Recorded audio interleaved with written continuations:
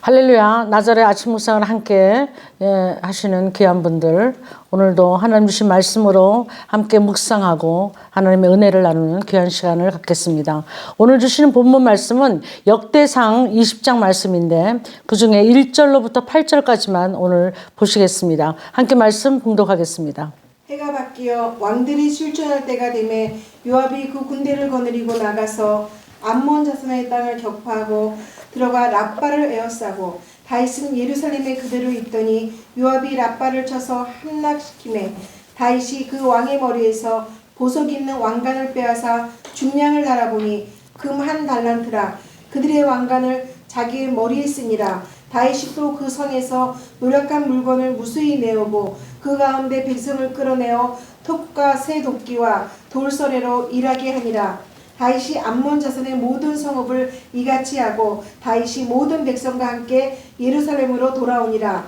이후에 블레셋 사람들과 게셀에서 전장할 때에 후사 사람 십부개가 키가 큰 자의 아들 중에 신메를 쳐 죽이매 그들이 항복하였더라. 다시 블레셋 사람들과 전쟁할 때에 야일의 아들 엘하나니 가드 사람 골리앗의 아우 라흐미를 죽였는데 이 사람의 창자로는 배틀째 같았더라.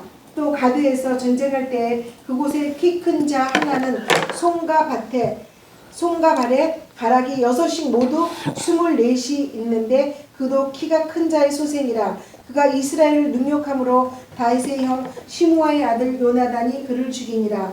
가드의 키 큰 자의 소생이라도 다윗의 손과 그 신하의 손에 다 죽었더라. 아멘. 아멘. 오늘 말씀의 제목은 하나님이 원하시는 때 그리고 장소, 이런 제목으로 함께 말씀 상고하시기를 원합니다. 오늘 말씀의 배경으로 볼 때 1절로 보면 왕이 출전할 때가 됐다, 이렇게 나오는 것을 볼 수가 있습니다. 전쟁을 시작하고 겨울이 되면 서로 간에 이제 전쟁을 멈추고 봄이 올 때까지 또 군량미가 조달이 돼야 되고 여러 가지 이유로 인해서 봄이 올 때까지 전쟁을 잠시 쉽니다. 그래서 봄이 와서 전쟁을 다시 시작했다고 말합니다. 때가 되매 그 왕이 출전할 때가 됐다고 이 배경을 지금 설명하고 계시는 것을 볼 수가 있습니다.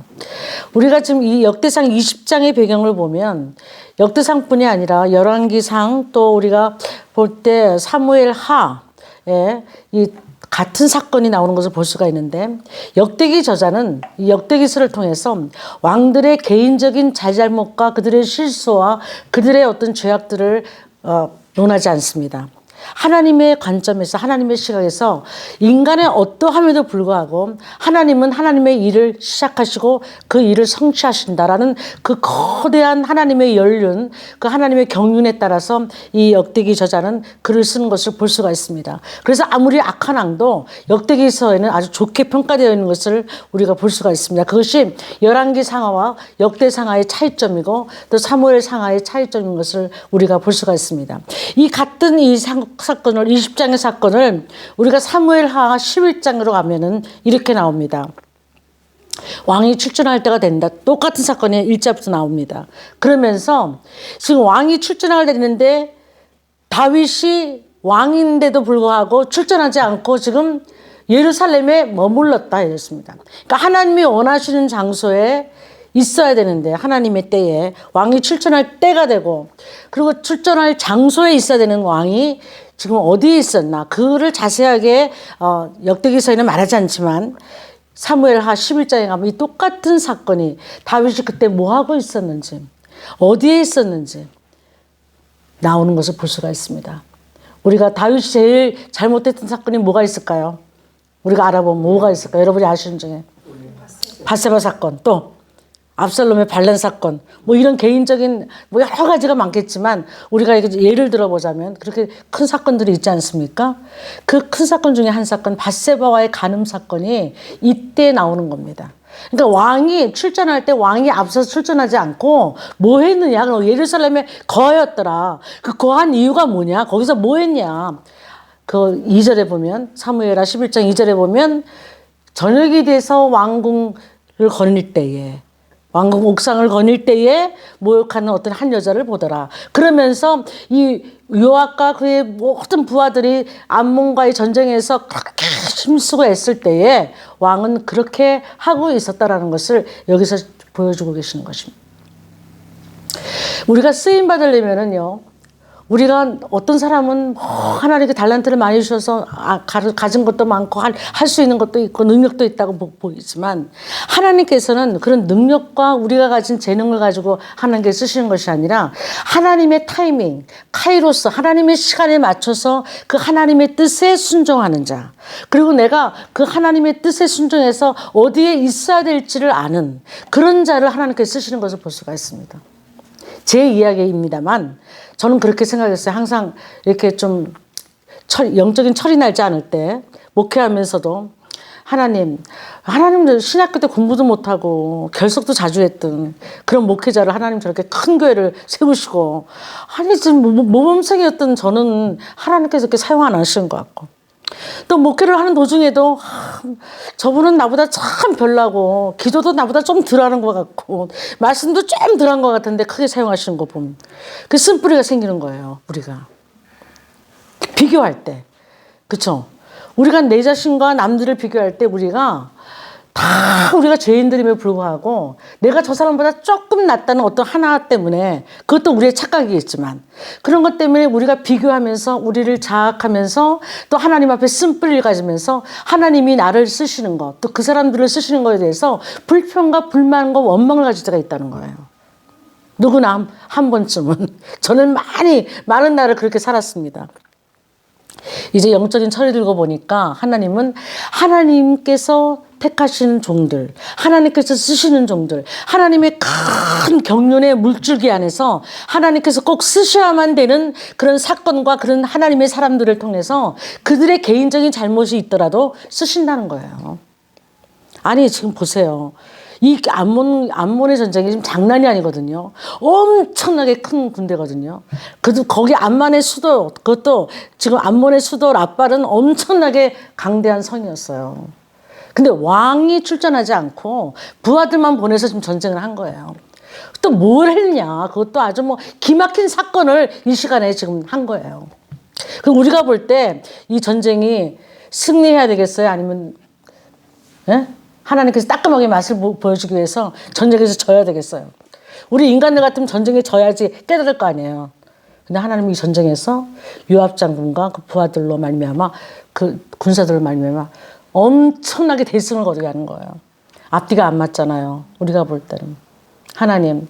왕이 하나님의 대립권자인 왕이 간음을 하는 그 시간에 부하들은 나가서 땀 흘리고 목숨을 바쳐 전쟁했는데 하나님 그 왕이 정신 못 차리고 있는데 왕을 깨닫게 하기 위해서는 하나님 벌을 주셔야죠.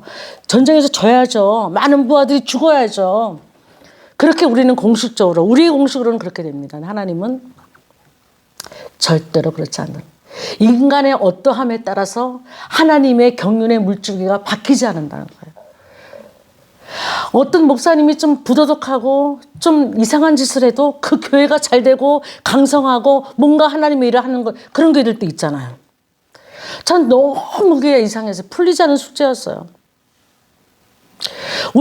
물론 우리가 한 개인적인 일에 대해서 우리는 백보자 심판은 받지 않지만 그리스도의 심판대 앞에 우리가 한 일에 대해서 선악간의 심판을 하신다고 알고 있습니다. 그리고 반드시 하나님께서는 그리스도의 심판대 앞에서 우리가 선악간의 한 일을 하나님께서 반드시 심판하십니다. 그러나 하나님의 크신 경륜과 하나님의 역사를 이루는 데 있어서 하나님의 일을 하는 사명자를 뽑으실 때는 인간의 어떠함을 보고 뽑으시는 것이 아니라 인간의 그 윤리와 도덕, 크리스찬으로서 살아야 되는 그런 삶의 어떤 기준을 보고 뽑으시는 것이 아니라 하나님께서 쓰시겠다 작정하신 사람을 쓰신다는 거예요. 하다못해 하나님을 모르는 고레스마저도 하나님께서는 그 역사의 물줄기의 경륜에 하나님께서 쓰시고자 하셔서 쓰셨다는 거예요. 그래서 이스라엘 백성들에게 성전을 회복할 수 있는 기회를 주셨다는 거예요. 우리가 볼 때 우리는 이런 면에서 하나님의 그 크신 역사적인 경륜을 이루시는 경영하시는 그 역사를 따라가 볼 때 우리가 남과 비교할 수도 없고 하나님은 하나님의 일을 하나님이 하신다. 전쟁은 여호와께 속한 것이다. 할렐루야. 그리고 엘 하나니 지금 골리앗의 아우 라흐멜을 죽였잖아요. 엘 하나님의 뜻이 뭐냐면 하나님의 은혜라는 뜻이에요. 그러니까 하나님의 은혜로 전쟁에서 승리하는 거예요. 인간의 어떠함 때문이 아니라. 그래서 우리가 이런 하나님의 의도를 알 때에 우리의 삶 속에 조금 하나님 앞에 공평하지 않고 평등하지 않은 그런 섭섭함 때문에 우리가 또 우리 자신을 또 하나님 앞에서 이렇게 죄를 짓는 그런 철없는 짓을 우리가 이제 더 이상 하지 말고 하나님께서는 각자에게 주신 하나님의 은혜의 분복을 따라 행하신다. 아멘. 그 남과 비교하지 말고 하나님의 거대한 일을 행하실 때는 반드시 하나님께서 인간의 어떠함을 따라서 가시는 것이 아니라 하나님께서는 하나님의 일을 하나님의 방법으로 이루신다는 것. 그래서 하나님의 이름을 영원하게 하는 그 일을 하나님이 홀로 이루신다는 것을 우리가 생각하고 남과 비교하지 말고 우리 자신이 하나님 앞에서 받은 은혜로 엘 하나니 골리앗의 아우 라흐멜을 죽인 것처럼 우리에게 주신 하나님의 은혜, 내게 주신 하나님의 은혜로 오늘도 감사하고 승리하는 여러분 되셔야 될 줄 믿습니다. 기도하시겠습니다. 하나님 감사합니다. 하나님께서 크신 역사적인 경륜을 이뤄서 하나님의 사역자들을 택할 때에 하나님 우리 인간의 어떠함을 보고 택하시는 것이 아니라 하나님께서 하시고 계획하신 일을 실행하시고 하나님께서 하시고자 하는 것은 아주 인간의 어떠함 때문에 하나님께서 참으로 그것에 방해받지 않으시고 행하시는 것을 우리가 봅니다. 하나님 우리가 그렇다고 해서 은혜를 받고자 해서 더 죄를 짓겠느냐 말씀하신 것처럼 우리가 그 하나님의 오래 참으시고 용납하시고 길이 참으시는 그 하나님의 속성에 우리가 맞춰서 나갈 때에 아버지 하나님 그 하나님의 놀라우신 은혜가 우리에게 임하게 하시고 우리에게 주신 은혜를 자족하게 하시고 내게 주신 은혜가 내게 족하다 만족하다 그 만족한 하나님의 놀라우신 그 충만함을 누리며 살아가는 저희들 될 수 있도록 인도하여 주시옵소서. 감사드리고 하나님의 원하시는 장소에 하나님의 원하시는 타이밍에 우리가 맞출 수 있는 그런 하나님의 뜻을 분별하는 지혜로운 자 될 수 있도록 축복하여 주시옵소서. 감사드리고 예수님의 이름으로 기도합니다. 아멘.